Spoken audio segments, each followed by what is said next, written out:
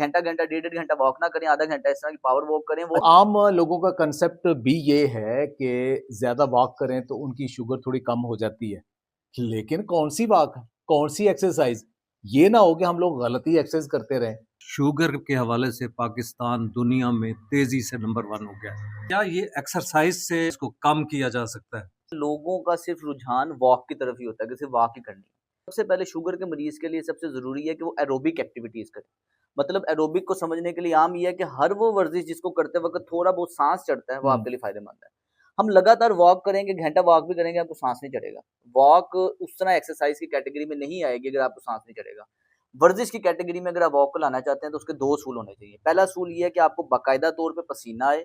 दूसरा असूल ये है कि आपको वॉक करते हुए सांस चढ़ना चाहिए। अगर आपको सांस नहीं चढ़ रहा तो आपको उसका जो एक्सरसाइज के बेनिफिट्स हैं वो उतने नहीं मिलेंगे। तो सबसे पहले इसके अंदर मैं रिकमेंड करता हूँ कि पावर वॉक करें। जो पावर वॉक भी वो लोग कर सकते हैं जिनको घुटने का मरीज है, जिनको दर्द है, जिनका वजन ज्यादा है, वो जापानीज पावर वॉक करें। वो क्या होती है? आम वॉक और पावर वॉक में क्या फर्क है? इसका फर्क ये है कि आपने ना अपनी वॉक को 3-3 मिनट्स के इंटरवल में डिवाइड कर देना है। 3 कैसे? मिनट के 3 मिनट आपने नॉर्मल वॉक करनी है, जिस तरह आम स्पीड आप वॉक करते हैं। 3 मिनट आपने मैक्सिमम स्पीड से वॉक करनी, पूरे हाथ ला के घड़ी का टाइम देख के 3 मिनट आप फुल स्पीड से वॉक करेंगे।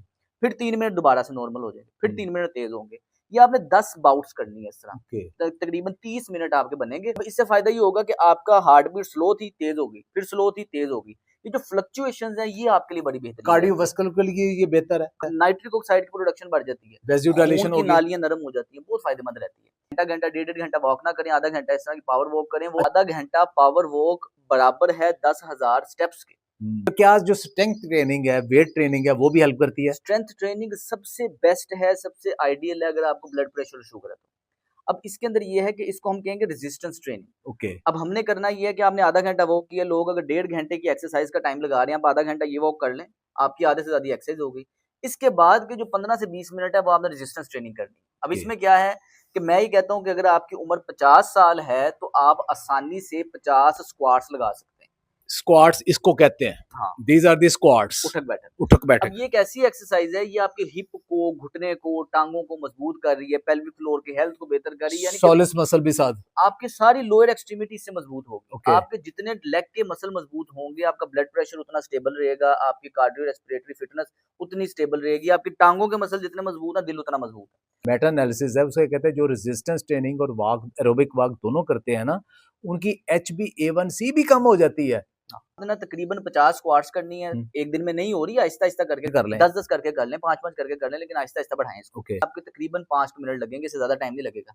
इसके बाद आपने तकरीबन 20 से 30 पुशअप्स करने हैं। These are the push-ups, ये वाले पुशअप्स। अगर आप यहाँ नहीं कर सकते ना, ऊंची जगह के ऊपर कर ले, ये आसान है। These are the simple ones। ये भी नहीं कर सकते तो फिर आप दीवार के साथ These are the push-ups। और ये बहुत जबरदस्त आपकी एक्सरसाइज है पुशअप। अच्छा, अब ये मेल और फीमेल दोनों के लिए यही है। ओके। मेल भी 30 कर सकते हैं, फीमेल भी 30 कर सकती है। मेल नीचे कर लें, फीमेल ऊपर कर लें, लेकिन ये लाजमी करें। बाजू मजबूत रहेंगे, दिल की सेहत मजबूत रहेगी, कोर मजबूत रहेगी। 2 चीजें ये करने के बाद 5-5 मिनट इसमें लग गए। अगले 5 मिनट के लिए आपने सिर्फ प्लैंक करना है। इससे सर कोर के मसल आपके मजबूत हो रहे हैं, हिप आपका मजबूत हो रहा है। कितने मिनट करनी चाहिए? अच्छा, वैसे तो आइडियल है कि आपको अपनी स्ट्रेंथ चेक करने के लिए शुरुआत में 1 मिनट से करें। अगर 1 मिनट लोगों से 20 मिनट 20 सेकंड नहीं होती, ऐसे ही है, उसे रुक रुक के कर लेना। हमने अपना सबसे पहले हमने एक्सरसाइज में अपना बेस्ट देखना है कि मैं कितना कर सकता हूँ। फिर मैंने उसको मैक्सिमम ऑप्टिमल लेवल देखना है, मेरे एज के लिहाज से कितना होना चाहिए। फिर आहिस्ता आहिस्ता सेकंड सेकंड करके आपने उसे लेके जाना। तो आप शुरू में 10 सेकंड कर सकते हैं, कोई मसला नहीं, रुक जाए, अगले दिन और बढ़ जाएगा, अगले दिन और बढ़ जाएगा। लेकिन ये प्लैंक एक ऐसी एक्सरसाइज है, आपको किसी भी किस्म के दर्द है, कमर में दर्द, घुटने में दर्द, सर में दर्द, कहीं भी दर्द है, आपके लिए बहुत फायदेमंद एक्सरसाइज। ये 3 एक्सरसाइजेस अगर आप कर लें, दोनों को जब कंबाइन करेंगे, कंबाइंड ट्रेनिंग बेस्ट है आपकी शुगर को कंट्रोल करने के लिए। यकीन करें, हम इससे पहले सिर्फ पावर बैंक के बारे में जानते थे कि वो है, मोबाइल हमारा चार्ज है तो सब कुछ ठीक है। इंसुलिन रेजिस्टेंस कम होगी, एक्सरसाइज करने से आपकी कैलोरीज डायरेक्ट बर्न होगी, ग्लूकोज डायरेक्ट बर्न होगा और आपकी मसल स्टोरेज बढ़ जाएगी और आपका शुगर लेवल कम आ जाएगा। खुश रहें, बात रहें, बहुत बहुत शुक्रिया।